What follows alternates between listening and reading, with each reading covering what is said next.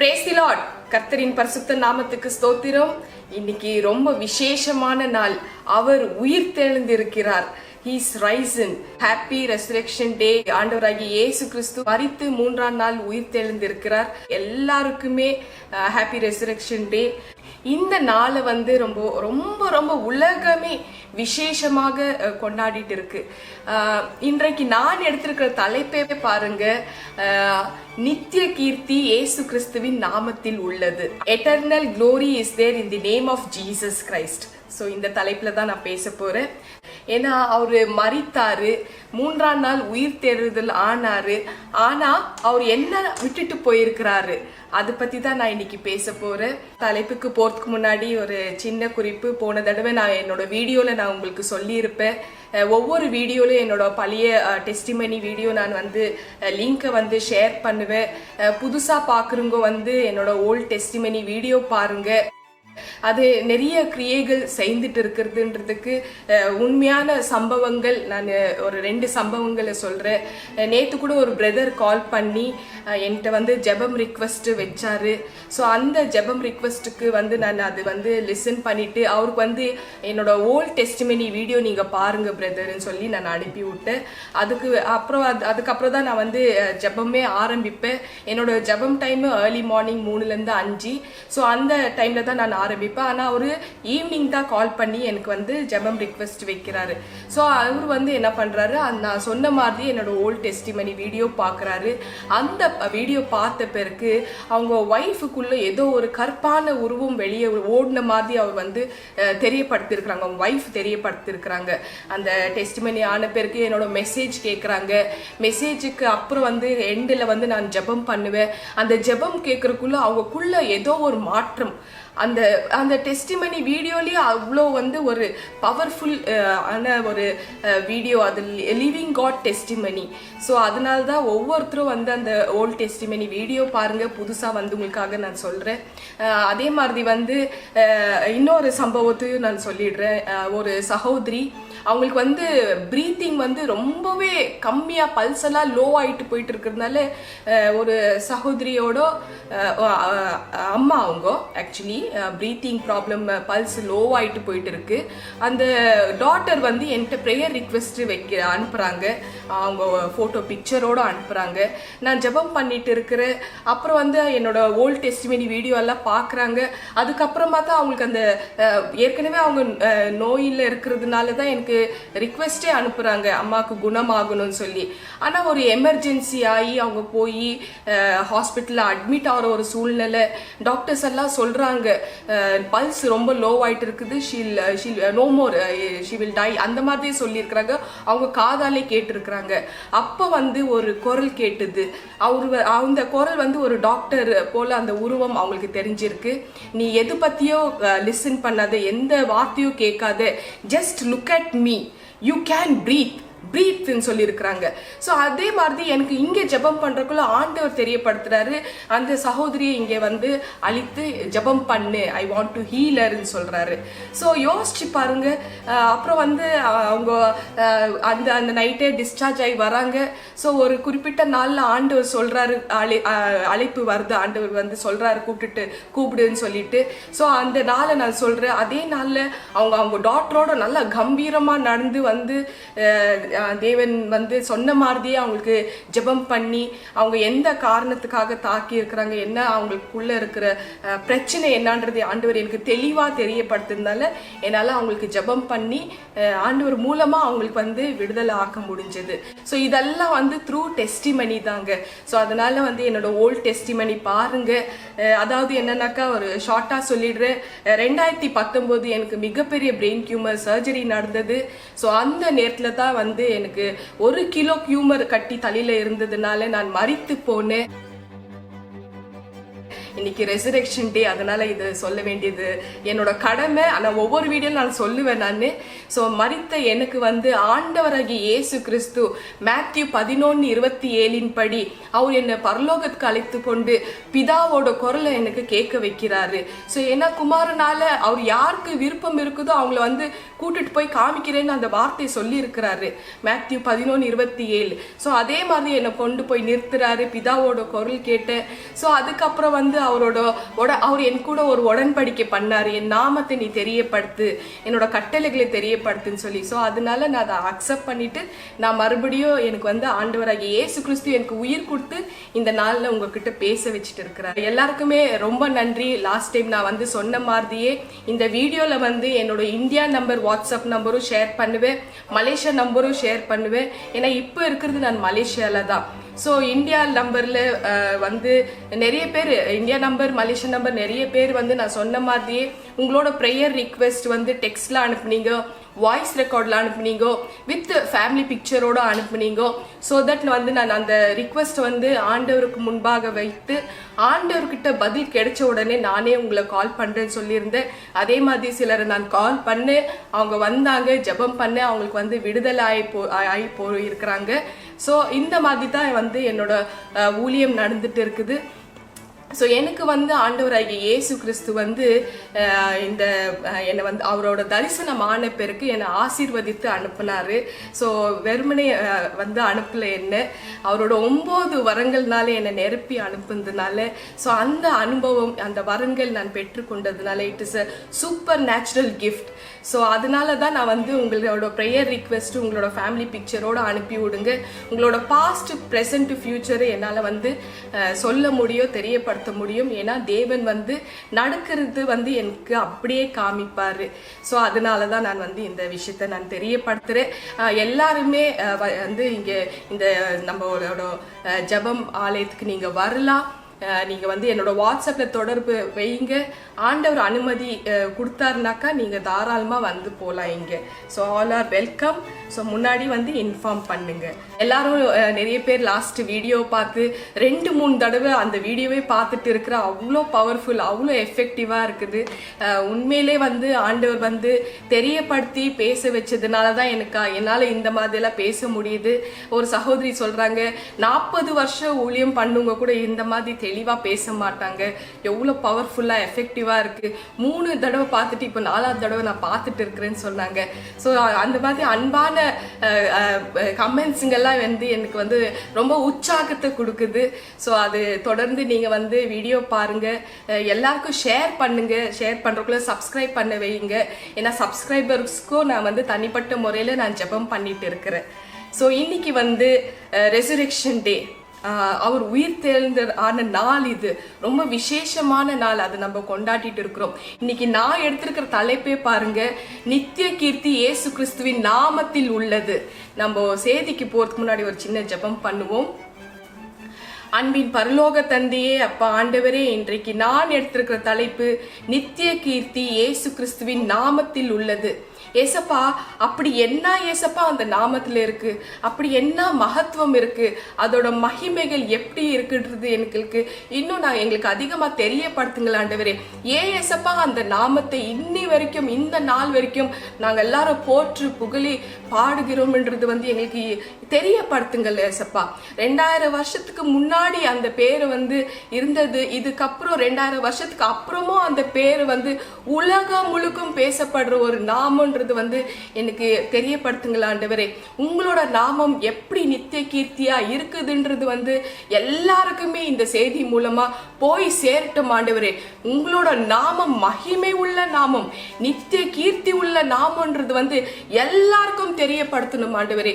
நீங்க சொல்லி இருக்கிறீங்க, போய் எல்லா ஜாதிகளுக்கும், இஸ்ரவேல் புத்திரர்களுக்கும், எல்லா ஜனங்களுக்கும் போய் என்னோட நாமத்தை அறியவை நீங்க சொல்லி இருக்கிறீங்க ஆண்டவரே. அது எல்லா கிறிஸ்துவோட பிள்ளைகளுக்கு அது நீங்க கொடுத்திருக்கிற ஒரு கடமை ராஜா. ஒவ்வொருத்தரும் உங்களோட நாமத்தை மகிமைப்படுத்தணும், உங்களோட நாமத்தை தெரியப்படுத்தணும். யாருமே உங்களோட நாமத்தை சொல்ல வெக்கவே படக்கூடாது ஆண்டவரே. அப்படி நீங்க வந்து ஆண்டவரே ஒவ்வொருத்தரும் உள்ளத்திலும் ஆவியானவரே நீங்க கிரியை செய்யுங்கள் ராஜா. உங்களோட நாமம் மகிமை உண்டாகட்டும் ஆண்டவரே. ஆவியானவரே, மாம்சமான எண்ணெய் கொண்டு நீங்க பேசுங்க. இந்த நாமம் எவ்வளவு மகிமை உள்ள நாமம்ன்றது நீங்க தெரியப்படுத்துங்கள் ராஜா. எங்கள் ஆண்டவராகிய இயேசு கிறிஸ்து நாமத்தினாலே ஒப்பு கொடுத்து ஜெபிக்கிறேன் என் ஜீவனுள்ள நல்ல பிதாவே. ஆமேன், ஆமேன், ஆமேன். ஸ்தோத்திரம். Praise the Lord. ஹல்லேலூயா. நித்திய கீர்த்தி இயேசு கிறிஸ்துவின் நாமத்தில் உள்ளது. கேட்டாலே பாருங்க அப்படியே புல்லரிக்குது. அந்த நாமம் எவ்வளவு மகிமை உள்ள நாமம். அவர் மரித்தாரு, 3ஆம் நாள் உயிர் தெழுந்தரானாரு. ஸோ நம்ம அந்த மரிக்கிற தருவாயும் அது ஒரு சின்ன ஒரு ரீகேப் பண்ணலாம். சிலுவை நாதர் சிலுவையில இப்போ தொங்கிட்டு இருக்கிறாரு. இன்னும் சில நொடிகள்ல அவரோட உயிர் பிரியுது. அவரு அந்த சிலுவையில தொங்கிட்டு இருக்கிறக்குள்ள ஒரு 7 வார்த்தைகள் பேசுறாரு. அந்த கடைசி வார்த்தைகள் தான் நான் கொஞ்சம் எடுத்து பேசலான்னு இருக்கிறேன். அவர் சொல்றாரு அந்த 5வது வார்த்தை, தாகமா இருக்கு. ஏன்னா எனக்கு அடிக்கடி ஆண்டவராகிய இயேசு கிறிஸ்து காதுல எனக்கு அடிக்கடி பேசிட்டு இருக்கிற வார்த்தை, எனக்கு தாகமா இருக்கு, தாகமா இருக்குன்னு கேட்டுட்டு இருக்கிறாரு. ஆனா அந்த வார்த்தை சொன்ன பிறகு ஒரு லட்சக்கணக்கான ஜனங்க, என்னோட கணக்கின்படி அது மேபி கோடியா இருக்கலாம், மில்லியனா இருக்கலாம், அது எனக்கு தெரியல, எனக்கு சொல்ல தெரியல. ஒரு லட்சக்கணக்கான ஜனங்க அப்படியே நின்றுட்டு இருக்கிறாங்க பூமியில. அடிக்கடி எனக்கு அந்த விஷனை காமிச்சிட்டே இருந்து இந்த வார்த்தை கொண்டுதான் என்கிட்ட பேசுறாரு, தாகமா இருக்கிறேன், தாகமா இருக்கிறேன்னு. அப்பதான் நான் தியானம் பண்றக்குள்ள ஆண்டவர்கிட்ட நான் கேட்டேன், ஆண்டவரே அடிக்கடி நீங்க இந்த வார்த்தை சொல்றீங்களே, தாகமா இருக்கிறேன்னு. அடுத்த வார்த்தை அவர் சொல்றாரு, எல்லாம் முடிந்தது. சோ கடைசி வார்த்தை 7வது வார்த்தை, பிதாவே உங்களுடைய கருத்துல என்னோட ஆவியே ஒப்பு கொடுக்கிறேன், ஏற்றுக்கொள்ளும் சொல்லி உயிரை விடுகிறார். ஸோ இந்த தாகமா இருக்கிறேன்றதுக்கு காரணம் என்னன்றது அப்போ நான் யோசிப்பேன். நான் எல்லாம் அவரோட வார்த்தைகள் அதெல்லாம் பார்க்கறக்குள்ளோ, வேத வசனம் எல்லாம் படிக்கிறக்குள்ளோ நான் தாகமா இருக்கிறேன்னு கேட்குறாரு. அதுக்கு அந்த சோல்ஜர்ஸ் என்ன பண்றாங்கோ, ஒரு காடி, இங்கிலீஷ்ல வினிகர், அது ஒரு ஸ்பாஞ்சில் அதை டிப் பண்ணி அவருக்கு இப்படியே கொடுக்குறாங்க. அவரு குடிக்கிறார் பாருங்க. ஆனா அது தாகமா இருக்கிற அவர் காடியா கேட்டாரு. அப்படி யோசிக்கிறதுக்குள்ள அது உள்ள அது ஆழத்துல அந்த ரகசியத்தை நம்ம தெரிஞ்சுக்கணும், தாகமா இருக்கிறேன்னு சொல்லிட்டு அந்த வார்த்தை. இப்ப பாருங்க, ஆதியில ஆதாமுக்கு 4 நதிகளை கொடுத்தவர் சொல்றாரு, தாகமா இருக்கிறேன்னு சொல்றாரு. யோசிச்சு பாருங்க, செங்கடலை 2ஆக பிளந்தவர் சொல்றாரு, தாகமா இருக்கிறேன்னு சொல்றாரு. அதே மாதிரி பாருங்க, வானத்துல மலையை வர வைத்தவர் தாகமா இருக்கிறேன்னு சொல்றாரு. சோ இப்படிப்பட்ட ஒரு தேவன் அவர் சொல்றாரு, மாறாவை மதுரமாய் மாத்தினவர் தாகமா இருக்கிறேன்னு சொல்றாரு. ஜலப்பிரளயம் கொண்டு உலகத்தையே அழிச்சவர் தாகமா இருக்கிறேன்னு சொல்றாரு. யோசிச்சு பாருங்க, அந்த வசனம் நீங்க எல்லாருமே நீங்க படிக்கலாம். ஸோ இந்த மாதிரி ஒரு வார்த்தை கொண்டு பேசினவர் தாகமா இருக்கிறேன்னு சொல்றாரு.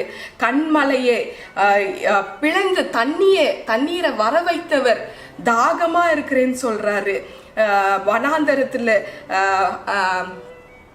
ஆகாரின் கண்களை திறந்து அவங்க பிள்ளைக்கு தாகம் தீர்த்தவர் சொல்றாரு, தாகமா இருக்கிறேன்னு சொல்றாரு.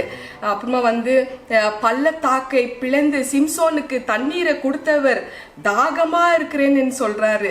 ஸோ இப்படி அநேக காரியங்கள் அவர் எல்லாம் கொடுத்தவர் தாகமா இருக்கிறேன்னு சொல்றாரு. ஸோ தண்ணீரை திராட்சை ரசமாக மாத்தினவர் சொல்றாரு, தாகமா இருக்கிறேன்னு சொல்றாரு. கடல் மீள் நடந்தவர் தாகமா இருக்கிறேன்னு சொல்றாரு.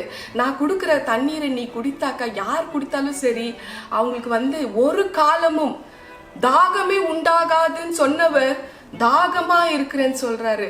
அவர் உண்மையில தண்ணீரை கேட்டாரா? அவருக்கு அந்த மாதிரி தாகம் இருந்ததா? யோசிச்சு பாருங்க. மேத்யூ 28:18 படி வானத்திலும் பூமியிலும் சகல அதிகாரங்கள் உண்டு அவருக்கு. அவர் சொல்றார் தாகமா இருக்கிறேன்னு சொல்றாரு. அப்புறம் ஜெரமியா 32:27 படி மாம்சமான யாவருக்கும் நான் தேவனாகிய கர்த்தர். அவர் சொல்றாரு, என்னால செய்யக்கூடாத அதிசயமான காரியங்கள் ஒன்று உண்டோன்னு சொல்றாரு. அதிசயங்கள் செய்யற தேவன் அவர் சொல்றாரு தாகமா இருக்கிறேன்னு சொல்றாரு. அதெல்லாம் யோசிச்சு பார்த்தாக்கா அப்படியே ஒவ்வொருத்தருக்கும் அந்த தாகம், உங்களுக்கும் அந்த தாகம் வரணும். என்ன தாகம்ன்றது நான் தெரியப்படுத்துறேன். அந்த தேவன் கேட்டது தண்ணீரின் தாகம் கிடையாதுங்க, ஆத்ம தாகம். ஆத்ம நேசரின் ஆத்ம தாகம் நம்ம நம்ம தீர்த்து வைக்கணும். ஒவ்வொருத்தருக்கும் அந்த தாகம் வரணும். ஸோ நம்ம வந்து பரலோகத்துக்கு போறக்குள்ளோ நமக்கு ரெண்டு காரியம் தான் நம்ம வந்து பரலோகத்துல போகுங்க. நம்மளோட ஆத்மா, நம்ம சம்பாதிக்கிற ஆத்மா தாகத்தை தான் கேட்டுட்டு அவர் வந்து உயிரை விடுறாரு. ஸோ அவர் வந்து சொல்றாரு ரெவல்யூஷன் 1:18 நான் மரித்தேன் ஆனா சதா காலங்களும் நான் உயிரோட இருக்கிறேன்னு சொல்றவரு. அவர் சொல்றாரு எனக்கு தாகமா, அந்த தாகம் தீரலன்னு சொல்றாரு. யோசிச்சு பாருங்க, அந்த தாகத்தை எப்படி நம்ம வந்து எல்லா தேவ பிள்ளைகளும் அந்த தாகத்தை தீர்த்து வைக்க முடியும்? நம்ம கண்டிப்பா நம்மளால ஒவ்வொருத்தருக்கும் முடியுங்க. தேவனை பத்தி, அவரோட நாமத்தை பத்தி தெரியப்படுத்துறது, அவரோட வார்த்தைகள் பத்தி தெரியப்படுத்துறது ஒவ்வொருத்தருக்கும் கொடுத்திருக்கிற ஒரு கடமை. அந்த கடமை, அதை ஒர்க். ஸோ அது வந்து நம்ம வந்து அதுக்கு நம்ம கீழ்ப்படிந்து அந்த வேலையை நம்ம செய்யணுமே தவிர நம்ம வந்து அலட்சியப்படுத்தக்கூடாது. அவரோட நாமத்தை வந்து சொல்ல வெக்கப்படக்கூடாது, பயப்படக்கூடாது. இதெல்லாம் ரகசியம் கிடையாது. ஒரு சகோதரி சொல்றாங்க என்கிட்ட, ஒரு வாட்ஸ்அப்பில், ஒரு யூடியூப்ல பார்த்த ஒரு சகோதரி வாட்ஸ்அப்பில் ஒரு மெசேஜ் அனுப்புகிறாங்க. எனக்காக நீங்கள் வந்து ஏசப்பாக்கிட்ட ஜெபம் பண்ணுங்க. ஆனால் என்ன ஜெபம் கூட சொல்லலை, என்ன பிரச்சனைன்னு கூட சொல்லலை. ஆனால் நீங்கள் ஜெபம் பண்ணுறது யாருக்கும் தெரியாமல் ரகசியமாக ஜெபம் பண்ணுங்க. நீங்கள் எனக்கு ஜெபம் பண்ணுறது தெரிஞ்சாக்கா எங்கள் வீட்டில் கொன்னே போட்டுடுவாங்க அப்படின்னு சொல்கிறாங்க. ஸோ இப்போ வந்து அந்த சகோதரி என்ன ரிக்வஸ்ட்னு கூட சொல்லல.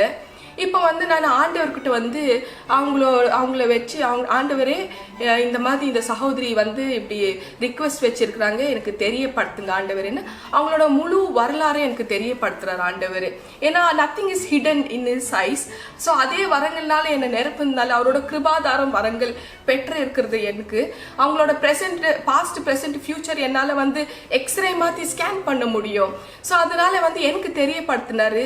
அந்த சகோதரி கேட்டாங்க, நீங்கள் எங்களுக்காக ஜெபம் பண்ணீங்களான்னு. அவங்களுக்கு நான் ஒரே ஒரு பதில் கொடுத்தேன். நீங்கள் சொன்னீங்க ரகசியமாக பண்ணுன்னு சொல்லிட்டு நான் ரகசியமாக ஜெபம் பண்ணேன். ஆண்டவர் சொன்னார் அந்த ரகசியமாக ஜெபம் பண்ணுது நீ உனக்குள்ள ரகசியமாக நீயே வச்சுக்கோ, தெரியப்படுத்த வேண்டாம்னு சொன்னாரு. ஸோ நம்ம தேவன் பாருங்க எப்படி இருக்கிறாருனாக்கா, ஹீஸ் வெரி நீதிமான். அவரு கரெக்டா நீ வந்து என்ன கேட்டியா நான் உனக்கு கொடுக்குறேன், நீ ப்ரே பண்ணியா, நீ வேண்டுனியா, நான் உனக்கு தரிசனமா வர. இந்த ரகசியமு, ஒளிவு மறைவு, ஹிடன்னு அதெல்லாம் அவர்கிட்ட கிடையாது. அவரு தேவாதி தேவன், உலக ரட்சகர். அவர்கிட்ட ஜெபம் பண்றது என்ன ரகசியம் உங்களுக்கு? ஏன் அந்த மாதிரி ஒரு பயம்? இப்ப பாருங்க, என்னால அவங்களுக்கு பதில் கூட என்னால சொல்ல முடியலனாக்கா அவங்களோட வெளிப்பாடு இன்னதுன்னு என்னால சொல்ல முடியல. ஏன்னா தேவன் சொல்லியிருக்காரு அதை நீ ரகசியமா வச்சுக்கோ. எப்ப அவங்க ஓப்பனா இந்த காரியத்துக்காக எனக்கு ஜெபம் பண்ணுங்க, இப்படி நடந்துட்டு இருக்கு, நீங்க இயேசு கிட்ட வந்து ஜெபம் பண்ணுங்க, எனக்கு தெரியப்படுத்துங்கன்னு அவங்க போல்டா சொன்னாக்கா உடனே நான் அவங்கள கால் பண்ணி நான் சொல்லுவேன். கண்டிப்பா இந்த வீடியோ அவங்க பார்ப்பாங்கன்னு நான் நினைக்கிறேன். ஸோ தயவு செஞ்சு நீங்க வந்து ஜெபம் பண்றக்குள்ளோ தேவனுக்கு 1-on-1 ஜெபம் பண்ணி நீங்க கேக்குறீங்க. ஆண்டவர் வந்து உங்ககிட்ட பேச போறாரு. அது ஏங்க நீங்க மூடி மறைச்சு ரகசியமா என்னை கொன்னுடுவாங்களேன்னு சொல்லி நீங்க ப்ரே பண்றதுனால ஒரு பிரயோஜனம் இல்லை. அவர் வந்து தேவன், மாம்சமான யாவருக்கும் என் ஆவியை மலை போல ஊத்துவேன் என்று சொல்ல தேவன் அவரு. ஸோ உலக ரட்சகர். ஸோ உங்களை ரட்சிக்க மாட்டாரா என்ன? ஸோ தயவு செஞ்சு நீங்க வந்து ஓப்பனா ஆண்டவர்கிட்ட வந்து ஜெபம் பண்ணுங்க. அடுத்தவங்கள்ட்ட ஜெபம் பண்றதுக்குள்ள தைரியமா எனக்காக ஏசப்பாக்கிட்ட நீங்க ஜெபம் பண்ணுங்க, கேளுங்க, உங்களுக்கு பதில் ஓடோடி வரும். ஸோ இப்படிப்பட்ட தேவன், நித்திய கீர்த்தி உள்ள நாமம் அவரது, நம்மளோட இயேசு கிறிஸ்துவின் நாமம்.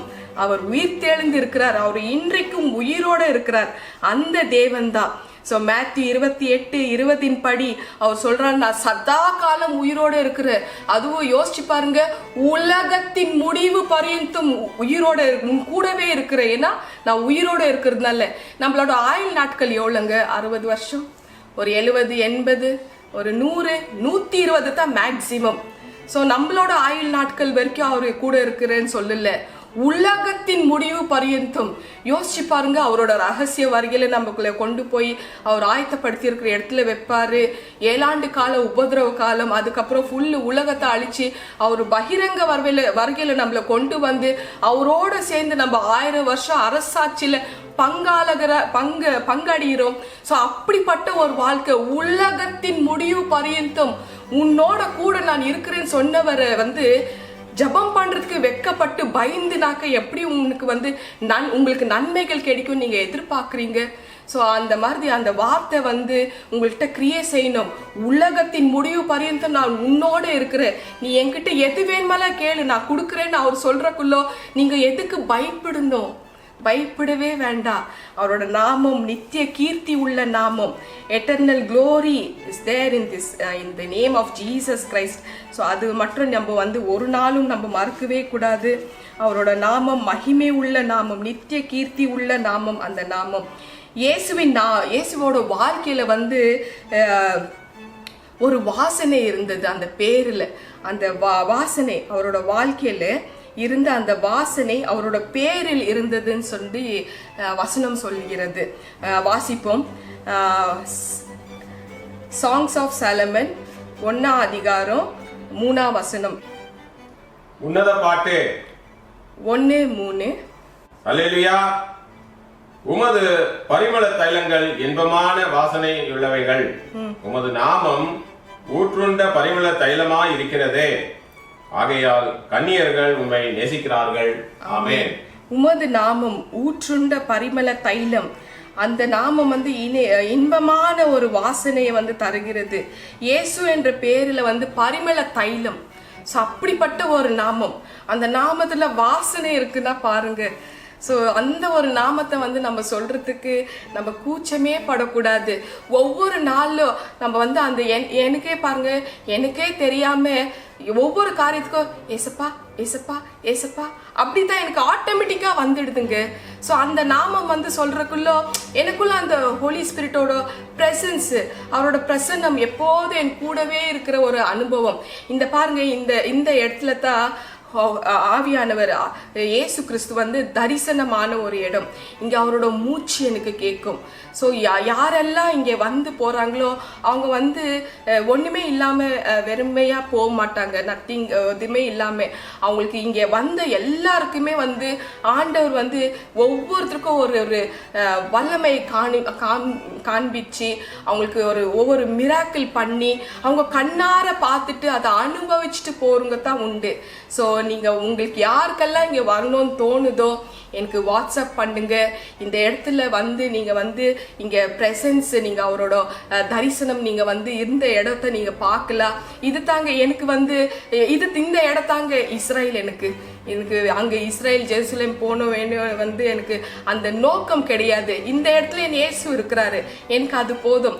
எனக்கு இந்த மலேசியா வந்து இந்த இடத்துல தான் எனக்கு வந்து சூசைட் பண்ண என்ன வந்து தேவ ஆவியானவர் பேசி என்னை கன்வின்ஸ் பண்ணி எனக்கு மறுபடியும் நீ வாழணும்னு சொன்னாரு இந்த இடத்துல தான்.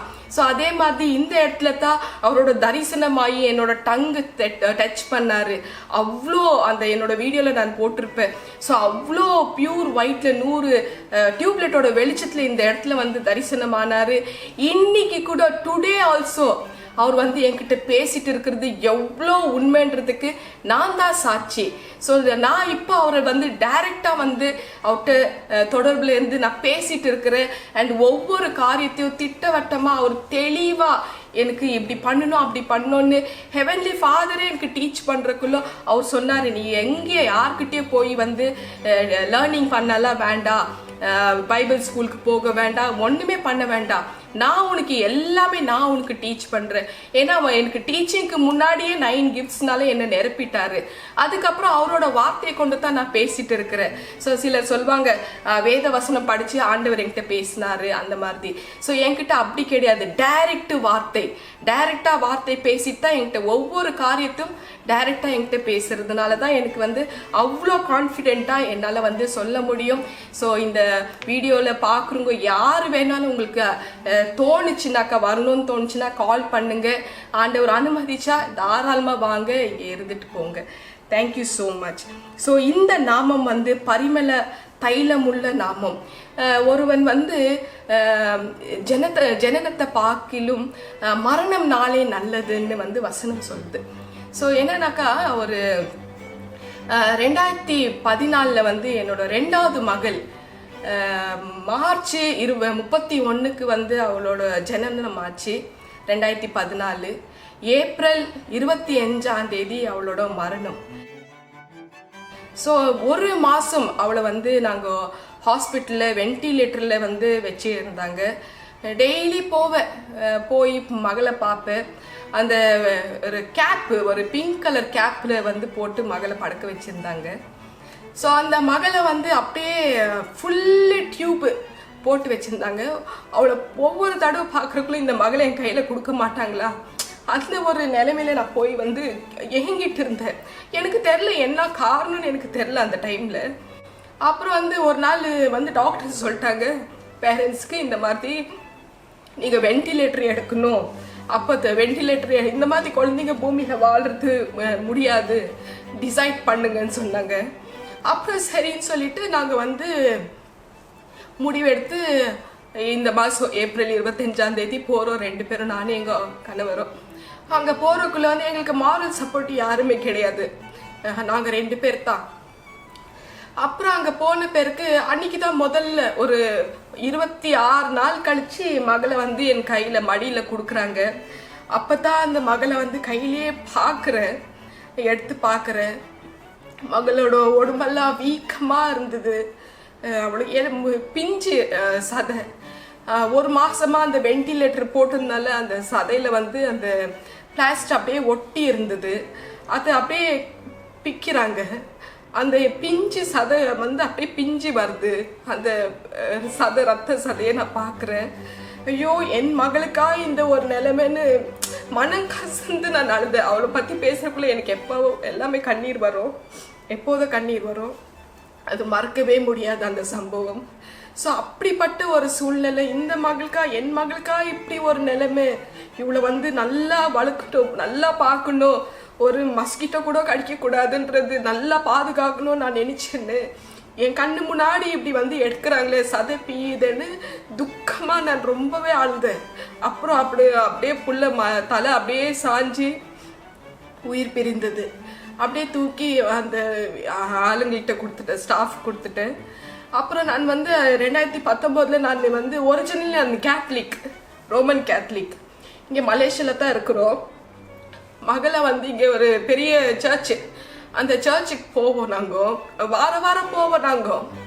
அங்கே போய் மகளுக்கு வந்து இப்போ வந்து இறுதி சடங்கு பண்ணணும். அதுக்கு முன்னாடி ஒரு ப்ரேயர் மாஸ் வைக்கணும், ஜெபம் பண்ணணும். ஸோ அங்கே போன பேருக்கு மகளுக்கு வந்து அடக்கம் பண்ணுறதுக்கு லெட்டர் கொடுக்க மாட்டேன்னு சொல்லிட்டாங்க. யோசிச்சு பாருங்க, என் மகளோட சடலத்தை வச்சு இருக்கிற நாங்கள் இந்தியாவிலேருந்து வந்தோம்னு சொல்லிட்டு அங்கே மெம்பர் ஆணுங்களுக்கு தான் வந்து இடமே கொடுக்குற, கல்லறையில் இடம் கொடுக்குறேன்றாங்க. நீங்கள் போங்க, இன்னொரு சர்ச்சுக்கு போங்க, எங்கள் கணவர்கிட்ட பேசுகிறாங்க, இன்னொரு சர்ச் இருக்குது, அங்கே போய் பேசுங்க, அங்கே கேளுங்க, அங்கே மேபி உங்களுக்கு இடம் கொடுக்கலாம், ஏன்னா எங்கள் ஆளுங்களுக்கு தான் நாங்கள் இடம் கொடுக்குறேன்னு. இடம், கல்லறைக்கு இடம், என் மகளுக்கு வந்து இடம் கொடுக்கல, லெட்டர் கொடுக்க மாட்டேன்னு சொல்கிறாங்க, ஓப்பனாக சொல்கிறாங்க. என்ன பண்ணுறது? ஐயோ, என் மகளுக்கு அடக்கம் பண்ணுறதுக்கு இடம் கொடுக்க மாட்டேன்றாங்களே, இந்த என்ன இது உலகம், இந்த ஏன் இந்த மாதிரி ஒரு கொடுமையான ஒரு விஷயம் நடந்துட்டு இருக்குது. அடக்கம் பண்ணுறதுக்கு வந்து இடம் கொடுக்க மாட்டேறாங்க. இடம் இருந்தோம் அந்த சர்ச்சில் நாங்கள் வந்து ஒவ்வொரு வாரமும் அங்கே போவோம். நாங்கள் அந்த சர்ச்சில் வந்து மெம்பராக இருக்கிறவங்களுக்கு தான் இடமா. இன்னொரு சர்ச்சு அட்ரஸ் கொடுத்தாங்க, அவங்க ஃபோனே எடுக்கல பாருங்க. மனம் கசந்து அழுந்த பொண்ணை வந்து, மகளை வந்து அந்த பெட்டியில் வச்சிருக்கிறாங்க. இப்போ இடம் இப்போ இல்லை. ஸோ ஒருத்தர் வந்து ஜென்ரலாக ஒரு நம்பர் வந்து எங்கள் ஹஸ்பண்ட் வந்து தேடி கண்டுபிடிச்சி அவர்கிட்ட கால் பண்ணுறோம். தேவன் பாருங்க, தூதர் மாதிரி, ஏஞ்சல் மாதிரி அந்த பிரதர், அவர் பேரு கூட நான் சொல்கிறேன், குணா பிரதர்ன்னு சொல்லி, அவர் வந்து சொல்கிறாரு. அந்த இடத்துல வந்து கிறிஸ்துவ மதம், இந்து, ஜைனீஸ் அந்த மாதிரி எல்லாம் கிடையாது. எல்லாருமே இவங்களுக்கு தானே இல்லை, எல்லாரும் பொதுவாக அங்கே வந்து அடக்கம் பண்ணலாம். இவங்க இந்த கேத்தலிக் பாஸ்டர் ஃபாதர் சொல்றாரு, நீங்க எரிச்சிடுங்க, ஏன்னா இடம் இல்லை இங்க, அந்த மாதிரி எதோ பேசினாங்க. உடலை வந்து எரிக்கிறதுக்கு நம்மளோட மனசு ஒத்துக்கல. நாங்க கேத்தலிக்கா இருந்தோம், அப்போ வந்து அடக்கம் பரியல் தான் பண்ணணும், ஏதோ என்னென்னோ பேசுறாங்க. நீங்க வெளிநாட்டுல இருந்து வந்திருக்கிறீங்க, வெளியூர்ல இருந்து வந்திருக்கிறீங்கன்னு. ஆனா அந்த குணா பிரதர் பாருங்க, என் மகளை நான் என்னையும் எங்க ஹஸ்பண்ட் பேசின உடனே, நீங்க வாங்க சார், இங்க நான் இடம் கொடுக்குறேன் மகளுக்குன்னு கூப்பிட்டாரு. போனோம், மகளுக்கு வந்து நல்ல ஜபம் பண்ணி நல்ல அடக்கம் பண்ணிட்டு வந்தோம். அப்போ வந்து இதெல்லாம் யோசிச்சேன், இந்த காரியமெல்லாம் யோசிச்சேன். ஐயோ, என்னோட மகள் ஜனனம் நாள் நல்லதா இல்ல மரணம் நாள் நல்லதா எனக்கு தெரியலையே, அதெல்லாம் யோசிச்சேன். ஏன்னா மரணம் நாள்ல வந்து அந்த மகளுக்கு இடமே கொடுக்கல கல்லறையில பலி பண்றதுக்கு.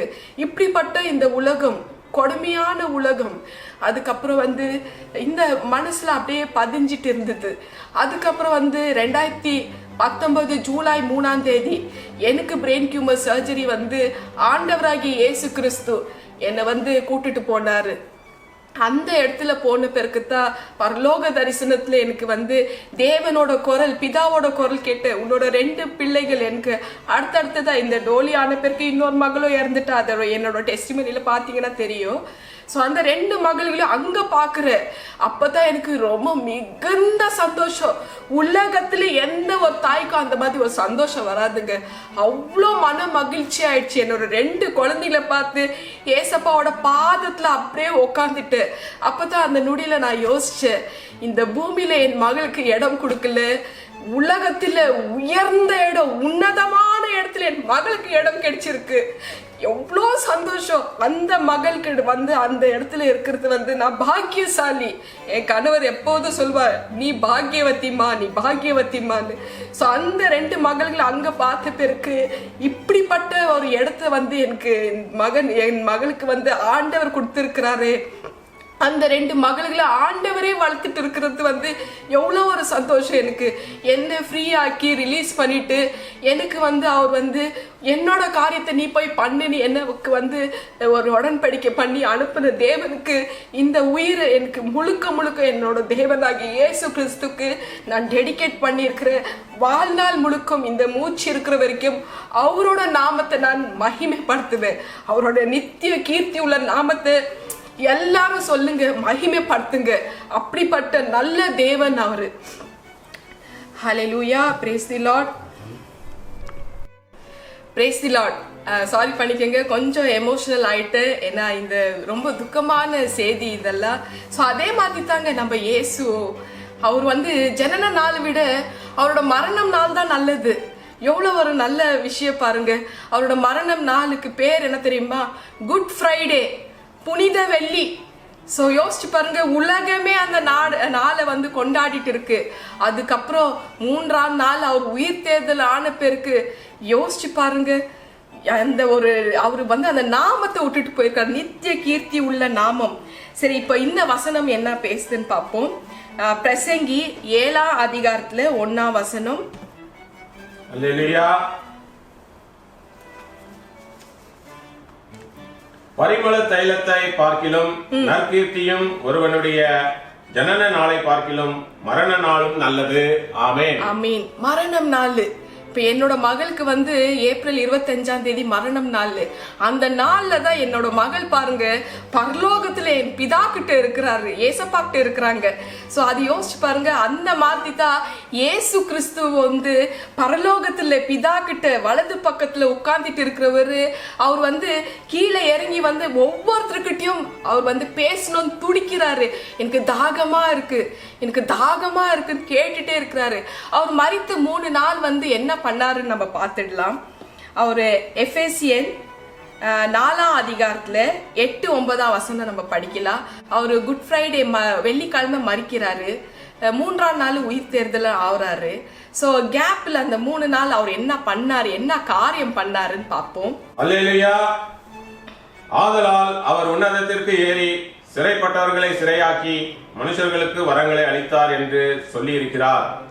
ஏறினார் என்பதினாலே அவர் அதற்கு முன்னே பூமியின் தாழ்விடங்களில் இறங்கினார் என்று விளங்குகிறதல்லவா. ஆமென். அப்புறம் இன்னொரு வசனம், 1 பீட்டர் 3:19.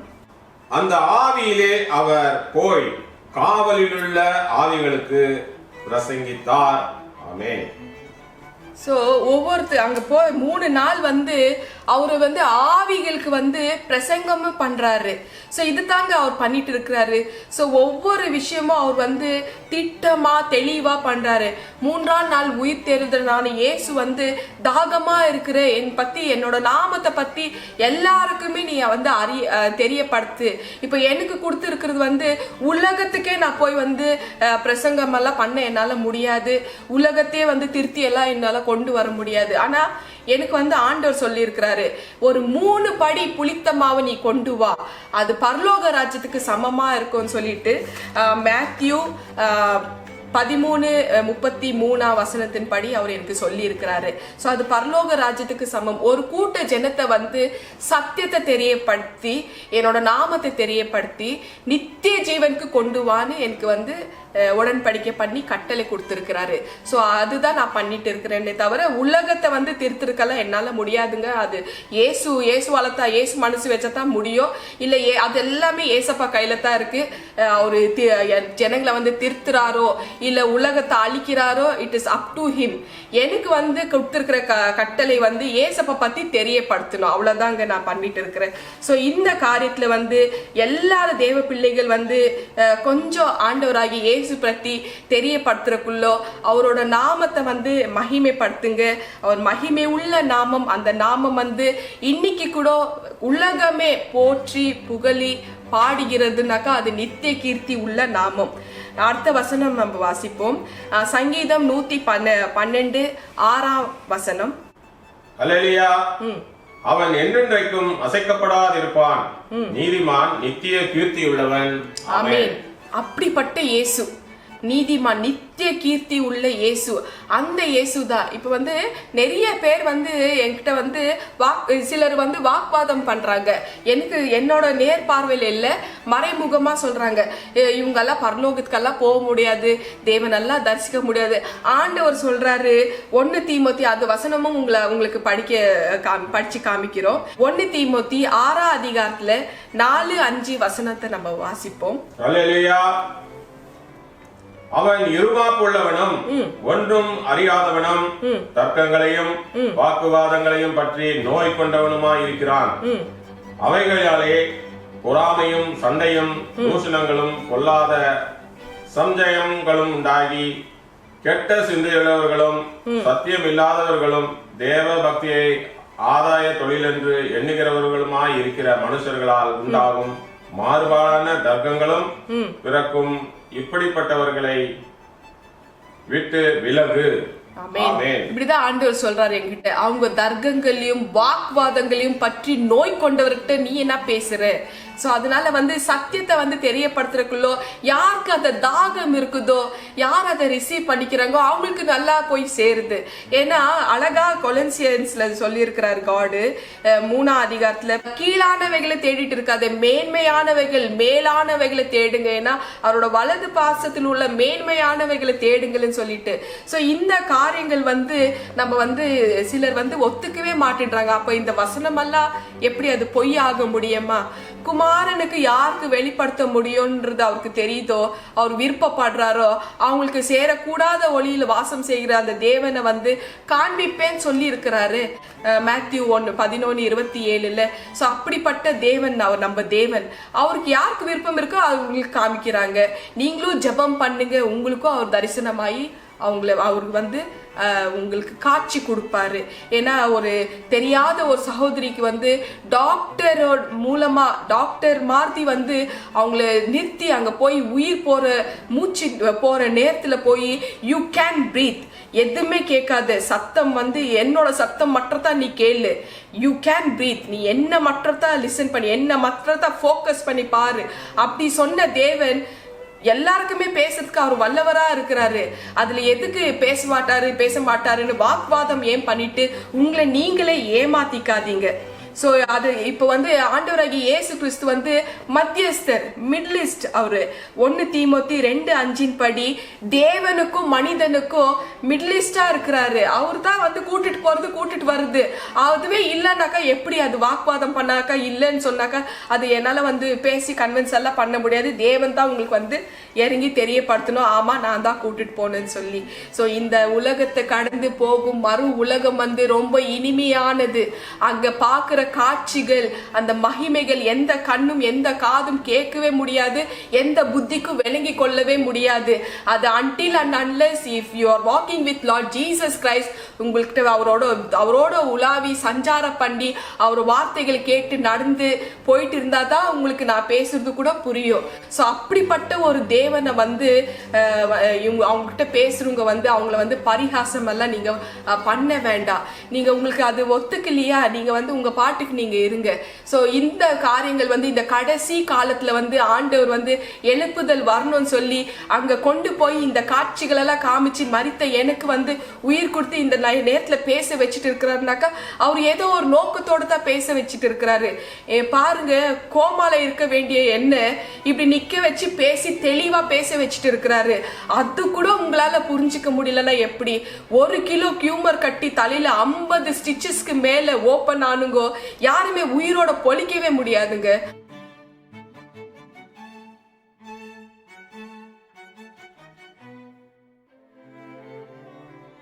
5 நாள்ல வீட்டுக்கு வந்து ஆண்டவராகிய இயேசு கிறிஸ்து மறுபடியும் என்ன ரெடி பண்ணி அவரோட ஊழியத்துக்கு என்ன அழைத்து இருக்கிறாரு. இதுதான் நான் தான் மிகப்பெரிய சாட்சி. அவர் உயிரோடு இருக்கிறாருக்கு நான் தான் சாட்சி. பரலோகம் என்றது உண்மை. எவ்வளவு உண்மையோ அதே உண்மை நரகம் என்றது உண்மை. ஏசப்பா வந்து பரலோகத்தை விட நரகத்தை பத்தி தான் நிறைய பேசியிருக்கிறாரு. எத்தனை ஆத்மா, மில்லியன்ஸ் ஆஃப் ஆத்மாங்க நரகத்துக்கு போயிட்டு இருக்கு. ஸோ ஏதோ something great to tell about Lord Jesus கிரைஸ்ட்னு சொல்லி ஒண்ணுமே சொல்ல மாட்டேன்றாங்க. சிலர் வந்து ஹைட் பண்றாங்க. இவங்களுக்கு தெரிஞ்சா ரிலிஜன் ப்ராப்ளம், அது ப்ராப்ளம், இது ப்ராப்ளம் சொல்லி ஹைட் பண்ணிட்டு இருக்கிறாங்க. அவரோட நாமத்தை தெரியப்படுத்துறதுக்கு பயப்படுறாங்க. ஸோ அந்த மாதிரி ஒரு நாமம் படிச்ச தேவனை பத்தி தெரியப்படுத்துறதுக்கு நீங்க ஏன் வெட்கப்படணும்?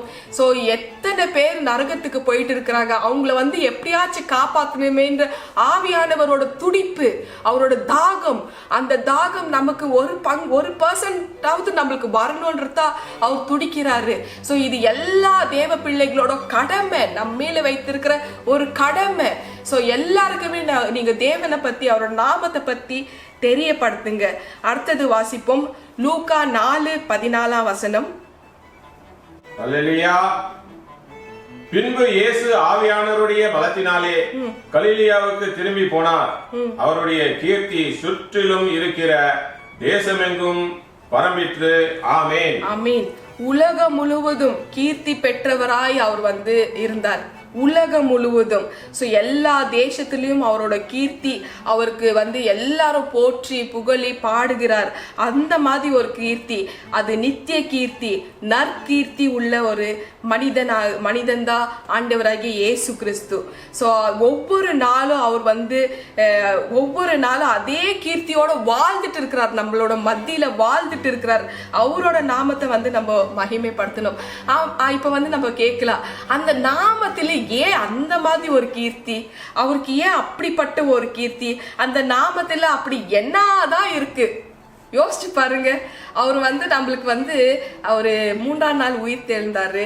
40 நாள் பூமியிலே உலாவினாரு. சீஷர்களுக்கெல்லாம் நான் உயிரோடு இருக்கிறேன்றது காண்பித்தாரு.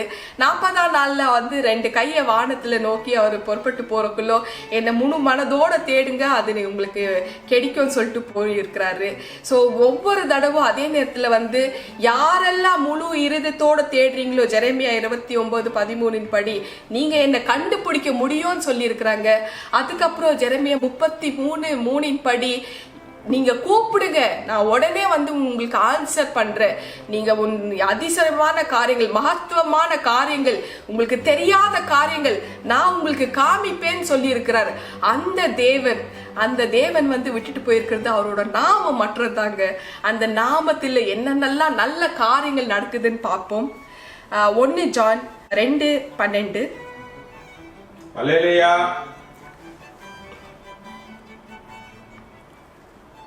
பிள்ளைகளே, அவருடைய நாமத்து நிமித்தம் உங்கள் பாவங்கள் மன்னிக்கப்பட்டிருக்கிறதுனால் உங்களுக்கு எழுதுகிறேன். ஆமென். ஆமீன். அவரோட நாமத்தினாலே நம்மளோட பாவங்கள் மன்னிக்கப்பட்டு இருக்குது. நான் வந்து சின்ன வயசுல வந்து ஒரு 4th ஸ்டாண்டர்ட் நான் படிச்சுட்டு இருந்தேன். அப்போ வந்து நான் பெங்களூர்ல இருக்கிறதுனால வந்து எங்க ஏரியா பேர் வந்து ரோஸ் கார்டன். அங்க நிறைய தோட்டங்கள் தான் இருக்கும். பப்பாயா தோட்டம், எல்லாம் அந்த மாதிரி தோட்டங்க, பழங்கள் தோட்டம், நிறைய பப்பாயா தோட்டம் தான். ஸோ அது சின்ன வயசுல நல்லா மரம் எல்லாம் டக் டக் டக்குன்னு ஏறிடுவேன். பழங்கள் இருந்தாக்கா அது பறிச்சுட்டு வந்து நான் வந்து சாப்பிடுவேன். ஸோ அது எங்களுக்கு அந்த தோட்ட ஆளு யாரும் தெரியல. அம்மா வந்து என்ன பண்ணுவாங்க, இந்த சிட் பிஸ்னஸ் அந்த தொழில் பண்ணிட்டு இருந்தாங்க. சீட்டு வந்து ஒரு அப்ராக்சிமேட்டா ஒரு 10 பேருன்னு ஒரு சிம்பிளா எக்ஸாம்பிளா சொல்றேன். 10 பேர் வந்து மாசம் மாசம் இவ்வளவு காசு கொடுக்கறது. அவங்க வந்து கொஞ்சம் தள்ளிட்டு அவங்க வந்து அந்த அமௌண்ட் ஒருத்தருக்கு போய் சேரும். ஸோ அவங்க ஒரு நல்ல காரியத்துக்கு அதை யூஸ் பண்ணுவாங்க. ஸோ இந்த மாதிரி ஒரு சிட் பிஸ்னஸ் அந்த தொழில் பண்ணிட்டு இருக்கிறாங்க அம்மா. ஸோ இப்போ வந்து அம்மாவோட பேர் வந்து சாந்தி. நாங்கள் கர்நாடகானால அவங்க வந்து எல்லாரும் கூப்பிடுறது சாந்தம்மான்னு தான் கூப்பிடுவாங்க. ஸோ அந்த பேர் வந்து ரொம்பவே அந்த ஊர்ல ஃபேமஸ். ஸோ எல்லாரும் வந்து காசுனாக்கா அம்மா கிட்ட வந்து வாங்கிட்டு போவாங்க. Chit business. சிலருக்கு வந்து காசு கொடுப்பாங்க, இன்ட்ரெஸ்ட்ல கொடுப்பாங்க. அது இது கொஞ்சம் தள்ளி அந்த அமௌண்ட் கொடுப்பாங்க. இல்லை சீட்டுல வந்து தள்ளி எடுத்துட்டு போவாங்க. ஏழை விடுறது கால் பண்ணிட்டு அதை எடுத்துட்டு போவாங்க. அது போல ஒரு பிஸ்னஸ். ஸோ அந்த மாதிரி ஒரு வேலை பண்ணிட்டு இருக்கனால அம்மா பேரு சாந்தம்மா வந்து எல்லாருக்குமே தெரியும். ஆனா எங்க பிள்ளைகள் எங்களெல்லாம் யாருமே தெரியாது அவங்களுக்கு. ஸோ தெரியாத ஒரு தோட்டத்துல போய் நான் வந்து அந்த பப்பாயா பழம் வந்து மரத்துல ஏறி பறிச்சிட்ட பிறகு ஒரு அண்ணா வந்து அந்த தோட்டத்துக்கு சொந்தம். அந்த அண்ணா வந்து என்னை வந்து கையை பிடிச்சிட்டு ஒரு கம்பு எடுத்து, நீ யார், நீ எதுக்கு நீ வந்து பறிச்சிட்டு இருக்கிற, உங்க அப்பா அம்மா பேர் என்ன, உன்னை வந்து மரத்துல கட்டி போடுறேன் நான் அப்படின்னு சொல்றாப்ல. ஸோ அப்புறம் வந்து நான் சொல்றேன், எங்க அம்மா பேரு சாந்தம்மா அப்படின்னு சொல்றேன். அப்புறம் அவங்க அந்த அண்ணாவோட அம்மா வராங்க. வந்துட்டு, ஓ நீ சாந்தம்மா பொண்ணா, சரி சரி சரி நீ போம்மா. ஏன்னா அந்த மாசம் வந்து அவங்க என்னை பிடிச்சா இருப்பாருங்க, அவருக்கு என்கேஜ்மெண்ட் நடக்க போகுது. அவங்க அம்மா வந்து எங்க அம்மா கிட்ட கேட்டிருக்கிறாங்க, இந்த மாச சீட்டு எனக்கு கொடுங்க சாந்தம்மான்னு சொல்லிட்டு. ஸோ அப்படிப்பட்ட ஒரு சூழ்நிலையில வந்து நான் வந்து பப்பாயா வந்து பறிச்சு திருடிட்டு நான் மாட்டிட்டு இருக்கிறேன். இப்ப அம்மா பேர் தான் நான் சொல்றேன், நீ போமா, முதல்ல போமா. அந்த பேரு கேட்டோன்னு என்ன அனுப்பிட்டாங்க. சோ எப்படி இந்த பேருனால வந்து என்னோட பாவம் வந்து மன்னிக்கப்பட்டதோ, அதே போல நம்மளோட இயேசு கிறிஸ்துவின் நாமத்தினாலே நம்மளோட சகல பாவங்கள் மன்னிக்கப்பட்டிருக்கு. ஏன்னா அவர் நமக்கு ரத்தம் சிந்தி இருக்கிறாரு. 1 ஜான் 1:7 படி உலகத்தில் உள்ள சகல பாவங்கள் மன்னிக்கப்படுது இயேசு கிறிஸ்துவின் ரத்தத்தினால. சோ அந்த நாமத்தினாலதான் நம்மளோட பாவங்கள் மன்னிக்கப்பட்டு இருக்கு. சோ அவ்வளவு ஒரு புனிதமான நாமம், நித்திய கீர்த்தி உள்ள அந்த நாமத்தை வந்து பெருமையா நம்ம வந்து பேசலாம். இயேசுவின் பேரில வந்து நம்மளோட பாவங்கள் மன்னிக்கப்பட்டதை போலவே அந்த நித்திய கீர்த்தி உள்ள நாமம் நம்ம உள்ளத்துல அப்படியே பதிஞ்சு இருக்கும். அடுத்த வசனம் வந்து சொல்லுது, மார்க் 16:17 வசனம். இயேசு சொல்றாரு, என் நாமத்தினால நீங்க பிசாசுகளை துரத்துவீர் என்று. விசுவாசிக்கிறவர்களால் நடக்கும் அடையாளங்களாவன, என் நாமத்தினாலே பிசாசுகளை துரத்துவார்கள், நவமான பாஷைகளை பேசுவார்கள், சர்ப்பங்களை எடுப்பார்கள், சாவுக்கேதுவான யாதொன்றை குடித்தாலும் அது அவர்களை சேதப்படுத்தாது, வியாதியஸ்தர்கள் மேல் கைகளை வைப்பார்கள், அப்பொழுது அவர்கள் சொஸ்தமாவார்கள் என்றார். ஆமென். ஆமென். சோ என் பேரு சொன்னாலே போதும், பிசாசெல்லாம் அப்படியே நடுங்கி நிற்கும். ஸோ எனக்கு வந்து நல்ல ட்ரைனிங் கொடுத்துருக்கிறாரு ஏசப்பா. நிறைய பேர் கேட்பாங்க, நீங்க பிசாசெல்லாம் வெறுட்டுறீங்களே, உங்களுக்கு எல்லாம் பயம் வராதா? இல்லையே, என் கூட ஏசப்பா வராரு. இல்ல, ஏசப்பா வராரு, அவர் பேரை சொல்ற பிசாசெல்லாம் நடுங்கி ஓடும். டெஸ்டிமனி பார்த்தாலே உள்ள உட்காந்துட்டு இருக்கிற பிசாசு ஓடுதுன்னு சொல்ற விசுவாசிகள் இருக்கிறாங்க இப்போ. ஸோ அப்போ அவர் பேரை சொன்னாலே போதும், அவர் பண்ண அந்த வல்லமையை பார்த்த உடனேயே, அந்த டிவியில அந்த வீடியோ மாதிரி பார்த்த உடனே பிசாசு ஓடுதுனாக்கா, டைரக்டா நான் போய் ஜெபம் பண்றக்குள்ள, அவர் பேர் அழித்து கூப்பிடக்குள்ள அங்க வந்து நிக்க மாட்டாரா என்ன? அக்னி போல வந்து நிக்குவாரு. அந்த நேரத்துல பிசாசு ஓடித்தான் அவங்க. போதும் பிசாசு வந்து என்னை பார்த்தா கையை கட்டி நிற்கும். அதோட எனக்கு அது சொந்த அனுபவம் எனக்கு இருக்கு. போற இடத்துல பிசாசு அப்படியே கண்ணில் தெரியும் எனக்கு, அந்த இருட்டான உருவம். அதுங்க இது என்ன நோக்கம், என்ன திட்டம் தெளிவா என்கிட்ட பேச நான் கேட்பேன். அதுங்களை வந்து மிரட்டி அதட்டி அதுங்களை வந்து தோர்த்துற வரைக்கும் விடவே மாட்டேன். ஸோ அப்படிப்பட்ட ஒரு ஜபத்துக்கு வந்து ஆண்டவர் வந்து என் கூடவே இருப்பாரு. அந்த காரியங்கள் பண்றதுக்குள்ள நம்ம ஒரே ஒரு விஷயம் பண்ணணுங்க, இந்த வசனத்தின் படி பண்ணணும். இந்த ஜாதி பிசாசு ஜபத்தினாலும் உபவாசத்தினாலுமின்றி மற்றெந்த விதத்தினாலும் புறப்பட்டு போகாது என்றார். ஆமீன். சோ நீங்க ஜெபம் பண்ணி உபவாசம் இருந்து நீங்க வந்து இந்த காரியங்கள் பண்ணுங்க. இந்த ஜாதி அந்த ஜாதின்னு இல்லைங்க, எல்லா பிசாசுக்கும் ஒரே வல்லமை தான் இருக்கு. சோ அது எல்லாமே ஒரு வேற வேற மாதிரி விதமான பிசாசுங்க. அந்த பிசாசுங்களை விரட்டணும்னாக்கா நீங்க ஜெபம் பண்ணி ஆண்டவரோட பெர்மிஷன் வாங்கி உபவாசம் இருந்து போய் நீங்க அவரோட நாமத்தை வச்சு அந்த பிசாசுங்களை நீங்க தைரியமா எல்லாருமே துரத்த முடியும். எல்லா பில்லி சூனிய மந்திர தந்திரம் எல்லாம் இயேசு கிறிஸ்துவின் நாமத்தினாலே எரியும். ஸோ அப்படிப்பட்ட ஒரு உன்னதமான தேவனின் பேரை நம்ம சொன்னாலே போதும், பிசாசுகள் எல்லாம் நடுங்கி கையை கட்டி நிற்கும். ஸோ அதிகமா ஏசப்பாவோட பேரில் வந்து நற்கீர்த்தி உண்டு, நித்திய கீர்த்தி உண்டு.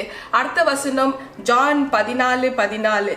அதுல ஆண்டவர் இயேசு கிறிஸ்து சொல்றாரு, என் நாமத்தினாலே நீ எதை கேட்டாலும் அதை நான் செய்வேன்னு சொல்றாரு. ஸோ இந்த நாமத்தினால ஒரு சகோதரி வந்து தினந்தோறும் ஒரு 30 வருஷம் மேரேஜ் ஆச்சு, 10 வருஷத்தா குடும்ப வாழ்க்கை.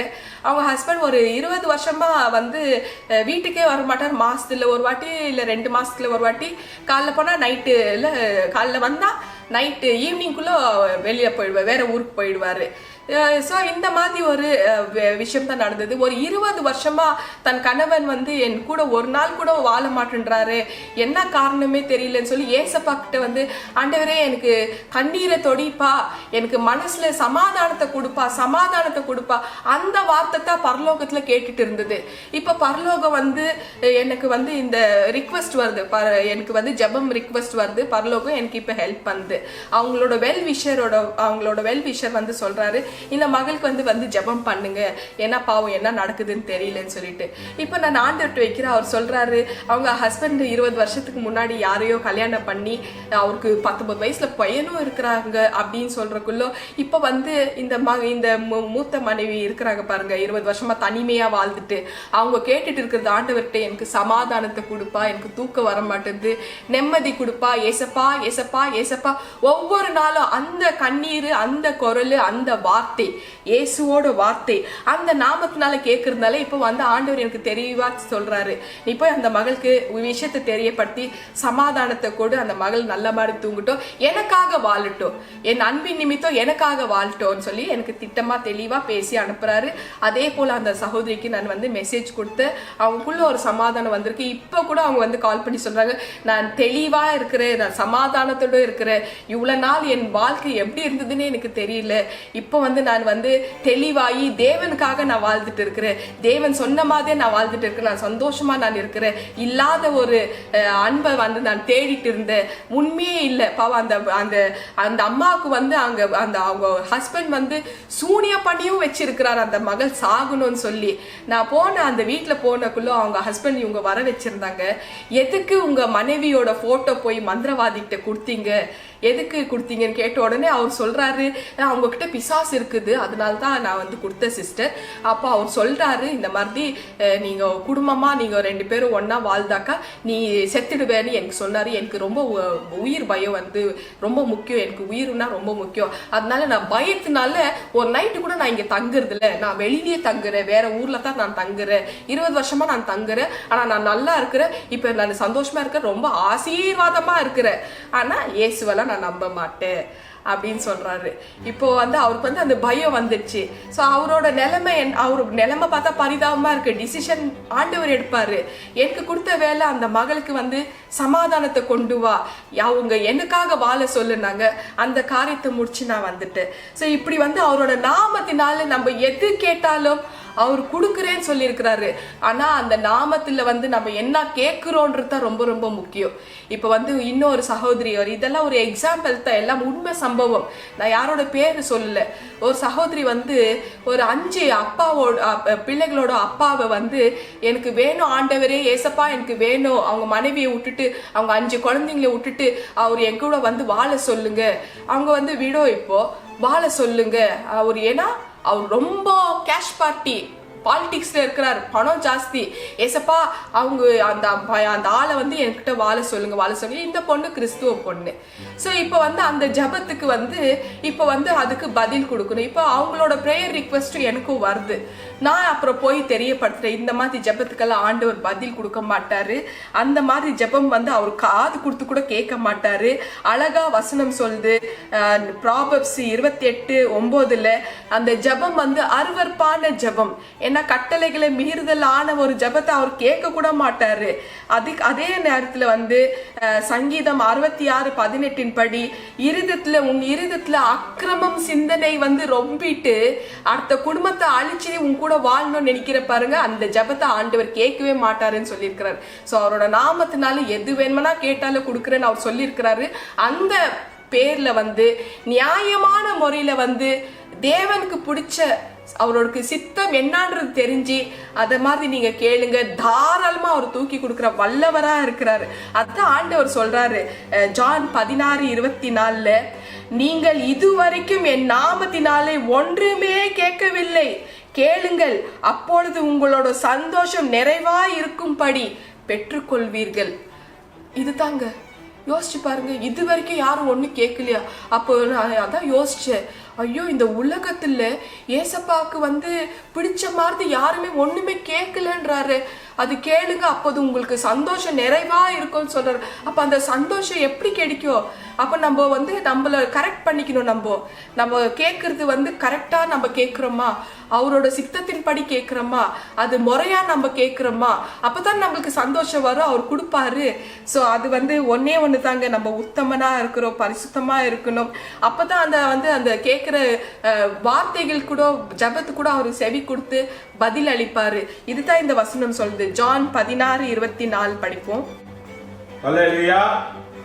இதுவரைக்கும் நீங்கள் என் நாமத்தினாலே ஒன்றும் கேட்கவில்லை, கேளுங்கள் அப்பொழுது உங்கள் சந்தோஷம் நிறைவாய் இருக்கும்படி பெற்றுக்கொள்ளுவீர்கள்.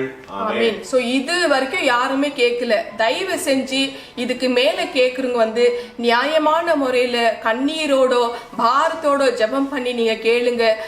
உங்களுக்கு அந்த கண்ணீரை தொடச்சு உங்களுக்கு வந்து சந்தோஷத்தை ஆண்டவர் கொடுக்கறதுக்கு வல்லவரா இருக்கிறாரு. உங்களுக்கு சமாதானம் வரும். ஸோ அவருக்குள்ள இருந்து அதே சமாதானத்தை உங்களுக்கு கொடுப்பாரு. இயேசுவோட பேரில் வந்து நித்திய கீர்த்தி உள்ளது. அந்த பேரில் தான் நம்மளோட பாவங்கள் மன்னிக்கப்படுகிறது. அந்த பேரில் தான் பிசாசுகள் பறக்கிறது. அந்த பேரில் தான் நம்ம எது கேட்டாலும் இறைவனோட உள்ளம் உருகுகிறது, இளகிய மனது. சோ அந்த தேவன் சொல்றாரு இது வரைக்கும் ஒண்ணுமே நீங்க கேட்கலன்னு சொல்லிட்டு, சோ எது கேட்டாலும் கொடுக்குறேன்னு தாராள பிரபு தாராளமா கொடுக்குறேன்னு சொல்றாரு. அத்தரிசனமான தேவன் தத்ஸ்வரூபம் உள்ள இயேசு கிறிஸ்து சொல்றாரு, என் நாமத்துல இது வரைக்கும் எதுவுமே கேட்கலன்னு சொல்றாரு. அப்ப யோசிச்சு பாருங்க, நம்ம எப்படி வந்து தகுதியே இல்லாத நமக்கு வந்து அவர் எது வேணும்னா கேளு கொடுக்குறேன்றாரு.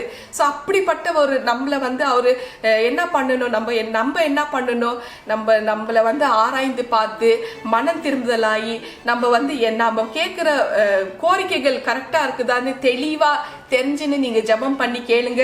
அவரு தாராள பிரபு கொடுக்கிற வல்லவரா இருக்கிறாரு. சோ நம்மளோட தேவைகள் இயேசுவோட பேருனால அருளப்படுகிறது. எல்லா தேவைகளும் அவர் சந்திக்க வல்லவரா இருக்கிறாரு. அவரோட அன்பு நித்தியமானது, நாமம் நித்திய கீர்த்தி உள்ளது. இன்றைக்கும் அந்த நாமத்தில் வாசனை அப்படியே வந்துட்டு இருக்கு. அவரோட நாமம் சொன்னாலே அந்த வாசனை, அந்த நறுமணம் அந்த நாமத்துல உள்ளது. சோ அந்த வாசனைய அனுபவிச்சு வந்து இருக்கிறதுனால வாசிக்கிறதுனால தெரியுது எனக்கு. அந்த அந்த இடத்துல வந்து அவ்வளோ அழகான ஒரு நறுமணம், அது விவரிக்கவே முடியாது, அது உணர்ந்தவங்களுக்கு தான் தெரியும். ஸோ அந்த நாமத்தின் வாசனை மத்தியில நம்மளோட அவர் வாசம் செஞ்சிருக்கிற தேவன் அவரு. ஆக்ஸ் 9:15 படி எல்லா ஜனங்களுக்கும், பவுலடிகளுக்கு மட்டும் சொல்லல, எல்லா தேவ பிள்ளைகளுக்கும் ஆண்டவர் சொல்றாரு, போய் புறஜாதிகளுக்கும் இஸ்ரவேல் ஜனங்களுக்கும் என்னோட நாமத்தை, ராஜாக்களுக்கும் என்னோட நாமத்தை அறிய வைங்கன்னு சொல்லிட்டு அவரு சொல்லி இருக்கிறாரு. ஸோ இப்படிப்பட்ட ஒரு தேவன் அவரோட நாமத்தை தெரியப்படுத்துன்னு சொல்றாரு. பிலிப்பியன் 2:10-11 படி, வானோர் பூதலத்தோர் பூமிக்கு கீழானோர் யாவரும் முழங்கால் முடங்கும் இயேசுவின் நாமத்தினாலே, என் நாமத்தினாலே நீங்க பிசாசுகள் எல்லாம் துரத்துங்கன்னு சொல்றாரு. அது துரத்த நம்மளால முடியும், ஏன்னா அந்த வல்லமை தேவன் நமக்கு. அவருடைய நாமத்தின் மேல் விசுவாசம் உள்ளவர்களாய் அவரை ஏற்றுக்கொண்டவர்கள் எத்தனை பேர்களோ அத்தனை பேர்களும் தேவனுடைய பிள்ளைகளாகும்படி அவர்களுக்கு அதிகாரம் கொடுத்தார். ஆமென். சோ அவரோட நாமத்துல யாருக்கெல்லாம் விசுவாசம் இருக்கோ அத்தனை பேருக்கோ தேவனோட பிள்ளைகள்னு சொல்லி அதிகாரமே கொடுத்திருக்கிறார். அந்த அதிகாரத்தோட நீங்க வந்து நியாயமான முறையில உங்களோட தேவைகள் எல்லாம் கேளுங்க, கண்ணீரோட கேளுங்க, பாரத்தோட கேளுங்க. தேவன் வந்து எல்லாமே தாராளமா அருள நம்மளுக்கு கொடுப்பாரு. ஸோ நம்ம உயிருள்ள நாட்கள் வரைக்கும் நம்ம தேவனோட பிள்ளைகளாகவே நம்ம மாறி இருப்போம். ஸோ நம்ம அவர் வந்து எல்லாருக்கும் வந்து நன்மை செய்கிற தேவன், எல்லாருக்கும் அப்பா அவர் தான், உலக ரட்சகர் அவரு. இயேசுவோட பேருக்கு மறு அர்த்தம் என்னன்னாக்கா ரட்சகன், அவர் உலக ரட்சகன் அவரு. ஸோ அந்த நாமத்தை வந்து, அந்த நாமத்துல நித்திய கீர்த்தி உள்ளது. அவரு 3ஆம் நாள் இன்னைக்கு வந்து உயிர் தேர்தல் ஆனாரு. 40 நாள் கழிச்சு தான் அவர் பரலோகத்துக்கு போறக்குள்ள சொல்றாரு, எப்போ நீங்க கூப்பிட்டாலும் நான் உடனே வருவேன்னு. ஆவியானவர், நம்ம கிருபையின் பிரமாணத்துல இருக்கிறோம், ஆவியானவர் வந்து அசைவாடி கொண்டு இருக்கிறாரு. எப்போ கூப்பிட்டாலும் அவர் வந்து அவரோட வல்லமை வந்து நம்ம காண முடியும். நம்ம வந்து ஜபம் பண்ணா அவரோட வல்லமைகள் வந்து நம்ம காண முடியும். ஸோ நீங்கள் அவரு சொல்லி இருக்கிறாரு, மேத்யூ 7ஆம் அதிகாரத்துல 7-8 வசனத்தை நம்ம வாசிப்போம்.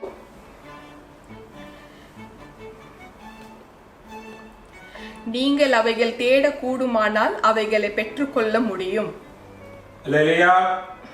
கேளுங்கள், அப்பொழுது உங்களுக்கு கொடுக்கப்படும்.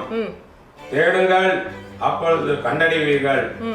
தட்டுங்கள், அப்பொழுது உங்களுக்கு திறக்கப்படும். ஏனென்றால் கேட்கிறவன் எவனும் பெற்றுக்கொள்கிறான், தேடுகிறவன் கண்டடைகிறான், தட்டுகிறவனுக்கு திறக்கப்படும். ஆமென். சோ இதுதாங்க. சோ இந்த அவரோட நாமத்துல வந்து நம்ம எதை கேட்டாலும் அவர் கொடுப்பாரு. ஆனா நம்ம கேட்கணும், அவர்கிட்ட வேண்டிக் கொள்ளணும். ஸோ முழு மனதோட நீங்க தேடுனாக்கா அவரை வந்து நம்ம கண்டுபிடிக்க முடியும். கண்டடிவீர்கள்னு சொல்லி இருக்கிறார் அவரு. ஸோ முழு மனதோட தேடுங்க. இருதயத்தில் சுத்தம் உள்ளவர்கள் பாக்கியவான்கள், அவங்க தேவனை தரிசிக்க முடியும்னு சொல்லிட்டு மேத்யூ 5:8 சொல்லி இருக்கிறாரு. இந்த வசனத்தில் எல்லாமே உயிருள்ள வார்த்தைகள், ஜீவனுள்ள வார்த்தைகள். ஏன்னா அப்படிப்பட்ட ஒரு தேவன், ஒரு நாளும் அவர் வார்த்தை மாறவே மாறாது. வானமும் பூமியும் ஒளிந்து போகும், ஆனா தேவனோட வார்த்தை ஒரு நாளும் மாறாது. சோ அந்த நீங்க வந்து அந்த நம்பிக்கையோட இருங்க. வாக்குத்தத்தம் பண்ணினவர் உண்மை உள்ளவர். சோ அவர் வந்து இன்னைக்கு வந்து உயிர் தேர்தலாய் இருக்கிறாருனாக்கா அதுக்கு காரணம் நமக்காகத்தான். ஸோ ஒவ்வொருத்தருக்குள்ளவோ இயேசு வந்து இருக்கணும். உள்ளத்துல ஏசப்பா இருந்துட்டாலே போதும், அவர் குடியிருந்தாலே போதும். நம்ம பரலோக ராஜ்யத்துல வந்து நம்ம குடியிருப்போம். நம்ம வந்து பரலோக ராஜ்யத்துல வந்து தேவனோட பிள்ளைகளாகவே நம்ம மாறி நம்ம இருப்போம். ஸோ எல்லாருக்குமே இந்த கடமை வந்து உங்க மேல ஒப்படைச்சிருக்காரு ஏசப்பா. அவரோட நாமத்தை வந்து மகிமைப்படுத்துங்க. நித்திய கீர்த்தி உள்ள நாமத்தை வந்து எந்நேரம் நீங்க கனப்படுத்துங்க. இந்த செய்தியை கேட்ட எல்லாருக்குமே பிரயோஜனமா இருக்கும். நான் கர்த்தருக்குள்ள விசுவாசிக்கிறேன். நித்திய கீர்த்தி உள்ள நாமம் இயேசு கிறிஸ்துவின் நாமம். சோ இந்த நாமத்தை வந்து நம்ம மகிமைப்படுத்துவோம். அன்பின் பரலோக தந்தையே, அப்பா ஆண்டவரே, உங்களோட நாமத்தை ஆண்டவரே நாங்க முழு மனதோட நாங்க மகிமைப்படுத்துவோம் ராஜா. ஆண்டவரே, ஒவ்வொரு நாளும் இந்த நாமத்துல ஆண்டவரே நாங்க போற்றி புகழ் பாடுகிறோம் ராஜா. இந்த நாமத்துல இன்னைக்கும் அந்த வாசனை நாங்க வந்து அனுபவிச்சுட்டு இருக்கிறோம் ஆண்டவரே. உங்க நாமம் மகிமை உள்ள நாமம் ஆண்டவரே. எது கேட்டாலும் இந்த நாமத்துல எங்களுக்கு கிடைக்கும் நீங்க சொல்லி இருக்கிறீங்க ஆண்டவரே. ஆண்டவரே, எங்களோட தேவைகள் எல்லாம் நீங்க சந்திக்க போறதுக்காக நன்றி அப்பா. ஆண்டவரே, ஒவ்வொருத்தரும் நீங்க உங்களோட ரத்தத்தினால கழுவி ஆண்டவரே நீங்க பரிசுத்தமாக்குறதுக்காக நன்றி அப்பா. எங்களோட பாவங்கள் எல்லாம் நீங்க மன்னிச்சதுக்காக நன்றி அப்பா. ஏசப்பா, நாங்க ஆசீர்வாதங்கள் வந்து பெற தகுதியே இல்லாதுங்க ராஜா. எங்களுக்கு எந்த ஒரு அருகதையும் இல்லை அப்பா. ஆனா உங்களோட விலையேறப்பட்ட ரத்தத்தினாலே எங்களை நீங்க விலைக்கு வாங்கி ஆண்டவரே நீங்க அப்படி செஞ்சதுக்காக நன்றி அப்பா. அதனால ஆண்டவரே எங்க ஒவ்வொருத்தரும் நீங்க ஆசீர்வதித்து ஆண்டவரே எங்களுக்கு ஒரு சமாதானத்தை கொடுத்து எங்களுக்குள்ள ஒரு தெய்வீக அருளை நீங்க ஊற்ற போறதுக்காக நன்றி அப்பா. இன்னைக்கு உங்களோட உயிர் தேர்தல் நாள ஆண்டவரே நாங்க விசேஷமாக நாங்க கொண்டாடுகிறோம் ராஜா. நீங்க சொல்லி இருக்கிறீங்க, நேற்றும் இன்றும் என்றும் மாறாத தேவன், நான் இருக்கிறவராகவே இருக்கிறேன், நான் என்றைக்கும் உயிரோடு இருக்கிறேன் நீங்க சொல்லி இருக்கிறீங்க ஆண்டவரே. நான் சதா காலம் உயிரோடு இருப்பேன், உலகத்தின் முடிவு பர்யந்தம் உயிரோடு இருப்பேன் நீங்க சொல்லி இருக்கிறீங்க ஆண்டவரே. அந்த நாமம் ஒரு நாளும் மாறாது ராஜா. அந்த நித்திய கீர்த்தி உள்ள நாமம், உலகமே போற்றி புகழும் ஒரு நாமம். அந்த நாமத்தை நாங்க மகிமைப்படுத்துவோம் ராஜா. உங்களோட நாமத்தை எல்லாருக்கும் நாங்க தெரியப்படுத்துறோம் ஆண்டவரே. ஆண்டவரே, அதுக்கு ஆவியானவரே நீங்க எங்களுக்கு உதவி செய்யுங்கள் ராஜா. எங்கள் ஆண்டவராகிய இயேசு கிறிஸ்து நாமத்தினால் ஜெபிக்கிறேன் என் ஜீவனுள்ள நல்ல பிதாவே. ஆமேன், ஆமேன், ஆமேன். என் ஆத்மாவே கர்த்தரை ஸ்தோத்ரி, என் முழு உள்ளமே அவருடைய பரிசுத்த நாமத்தை ஸ்தோத்ரி. என் ஆத்மாவே கர்த்தரை ஸ்தோத்ரி, கர்த்தர் செய்த சகல உபகாரங்கள் மறவாதே. ஆமேன், ஆமேன், ஆமேன். இயேசுவின் ரத்தம் ஜெயம், இயேசுவின் ரத்தம் ஜெயம், இயேசுவின் கல்வாரி ரத்தம் ஜெயம். இயேசுவின் நாமத்தினால் ஜெபிக்கிறேன் என் ஜீவனுள்ள நல்ல பிதாவே. ஆமேன், ஆமேன், ஆமேன். நம் கர்த்தராகிய இயேசு கிறிஸ்துவின் கிருபையும் பிதாவாகிய தேவனுடைய அன்பும் பரிசுத்த ஆவியானவரின் அந்யோன்ய ஐக்கியமும் நம் எல்லோரும் கூட சதா காலம் இருப்பதாக. ஆமேன், ஆமேன், ஆமேன். துதி கனம் மகிமை எல்லாம் கர்த்தருக்கே சொந்தம். ஸ்தோத்திரம். ஹல்லேலூயா. Praise the Lord.